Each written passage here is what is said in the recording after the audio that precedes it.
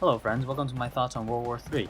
Originally I was going to start off with a bad intro going in depth on how World War III started because of President Donald Trump's tweets, but even I thought it was stupid, so without further wasting your time, let's get into the game. It's an early access game on Steam. The game's super buggy right now since it's in early access, but that's to be expected because it's not the final product. So on with the game. As you can tell by this game's name and what you see on screen, it's a modern military first-person shooter based in the current or near future. You don't really need to play the first two games in the installment to understand and play World War III, but some tutorials in game will be very helpful to help newer players. The scale of the game is huge compared to other first-person shooters, but that's because the game uses a 1-to-1 full-size scale while the other games try to make an environment artificially small to encourage more firefights. Having a full-scale game isn't bad per se, but it does make traversing the maps on foot a drag sometimes, and it does make you feel like a tiny toy soldier roaming around a giant room. Because the max players in game is currently 40 players in a medium 20v20, I suspect having a full 32 versus 32 64 player game would make the maps not feel so large. The animations in game are just plain bad. The sprint animation I believe is just a placeholder and the reload animations are not even fluid. In fact, most of the animation seems like they were only half done. Going prone is one of the most hot piles of garbage I've ever experienced, as moving while prone is unresponsive and extremely clunky. The clipping in game is not done right yet, so you will get stuck on some objects, which is quite annoying. You can jump over most places chest high, but you can't vault in most areas of the game, which throws me off at times because it seems like you can get over a neck high countertop, but you can't go over knee high rocks. Most of these animations are just growing pains, and they will get better with time. So how does the game feel? Well, it feels like an arcadey shooter. Deaths are not super punishing, the gameplay is basically run and gun, spray and pray. Rushing in a point isn't severely punishing as you can just die and spawn again. It does feel a bit more hardcore than Battlefield other than the armor mechanic, but I'll get into that later. The gunplay is not too remarkable. The recoil is extremely low, but there's a lot of annoying random bullet deviation or spread, making precise tap shots pretty much not a thing in this game. When firing full auto, pulling down the mouse just a little bit nullifies most of the vertical recoil, making the gunplay more about luck and not about accuracy. Volume of fire matters more than precision. If you see someone, just aim in his general direction, hold down mouse 1 and pull down the mouse a little, and hopefully you'll kill him before he kills you. Hip fire in close range is really satisfying, so that's the only redeeming factor I have on the gunplay. Now, how does it feel to engage in a firefight? Well, this game does incorporate armor, which significantly reduces damage in places where it's located, so the game feels super inconsistent. A body shot might deal 7 damage, while a leg shot deals 39. And there are helmets in the game that also reduce damage to the head, so this game softly encourages you to shoot below the belt or for the arms, which is a little strange. You can load armor-piercing rounds, but the game only gives you 30.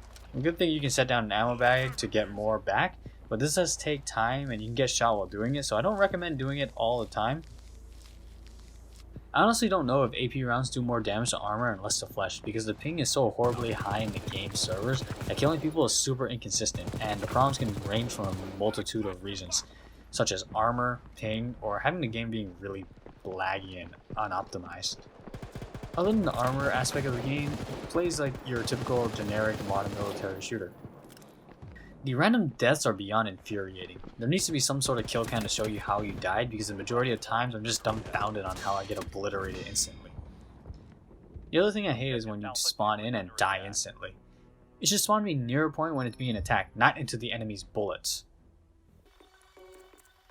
The weapon customization is pretty neat. You can tailor your weapons to what you like.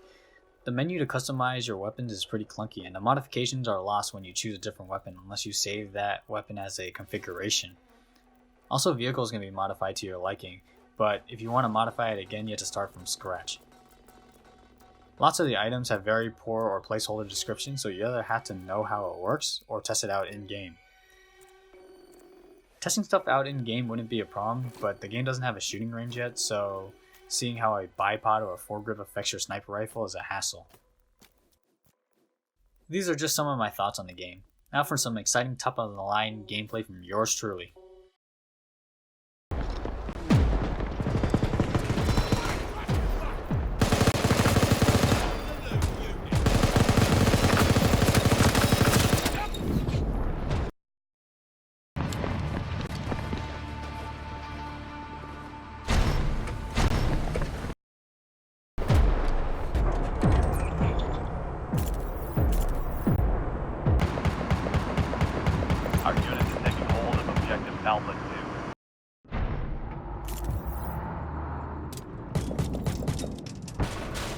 Objective Bravo 1 is under attack.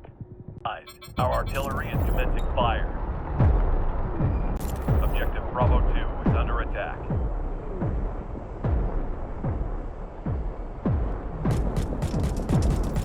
Our units are taking hold of Objective Alpha 1.